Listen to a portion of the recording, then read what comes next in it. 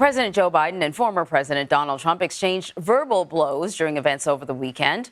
While speaking at a campaign rally in New Jersey on Saturday, Trump blamed Biden for his legal issues and said that he would go harder at the president. Meanwhile, during a private fundraiser outside Seattle, the president reportedly called Trump, quote, unhinged.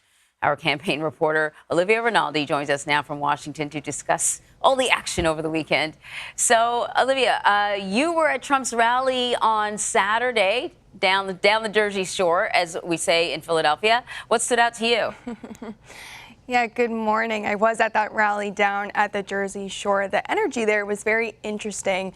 Most Trump events have this carnival-like atmosphere to them, and this one perhaps even more so. As you mentioned, it was held on a beach off of the Jersey Shore, right off of a boardwalk. So it had that boardwalk type energy, right? The hot dogs, the games, planes flying overheads with banners on them that say, you know, we love Donald Trump, things of that sort. But the reason why this rally was specifically notable was because the Trump campaign believes that New Jersey is in play for them in this cycle. Now, a Republican has not won New Jersey since 1988. That was President George H.W. Bush that won New Jersey last. But the Trump campaign thinks that not only can they win key battleground states, but they can expand the map. And some of those states that they're looking to expand and win include New Jersey, Minnesota, and Virginia. They have some internal polling that's showing that they're quite competitive in some of those states.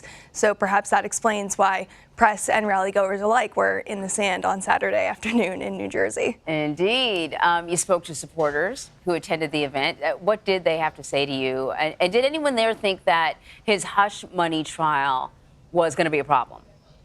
Yeah, of course. I mean, Trump came down to the shore after spending a few weeks in this Manhattan hush money trial. Of the supporters I spoke to, none of it seems to be breaking through what's going on in this courtroom. They're still repeating some company lines like it's a sham trial. This trial should have been brought, years in the past. I did speak to one woman, though, about the Stormy Daniels testimony specifically.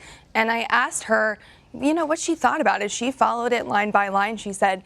And while she does believe this is a, quote, sham trial, she said she doesn't want to be naive that the interaction didn't actually happen. So some of that might be breaking through there. I thought that was notable. One other really interesting thing, though, I want to point out. When I was talking to supporters, I often asked them who they would pick as a vice president for Trump, who they're interested in. And by and large, a lot of people were still mentioning one name: Kristi Noem. And now we've been covering that story wall to wall. Since her book came out, there was some controversy about a story she told in that book about killing her dog Cricket, who she said was being aggressive. I asked a few supporters if they're bothered by that story. A lot of them told me they're not.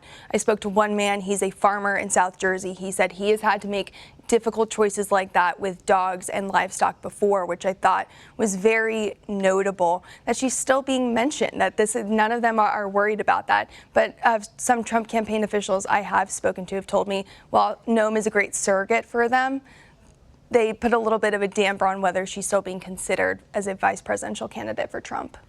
Really interesting. Okay, I have to ask you about President Biden. Held a private fundraiser Saturday. What can you tell us about that? Yes, he held two fundraisers this weekend in Seattle on the West Coast. And it's part of this fundraising swing that the Biden campaign is doing to make sure they're competing and holding that financial edge over the Trump campaign that they continue to have. Now, Trump campaign officials tell me that they'll be holding two fundraisers every week for the next several weeks to try to gain some of that ground. All right, Olivia, thank you. Thank you.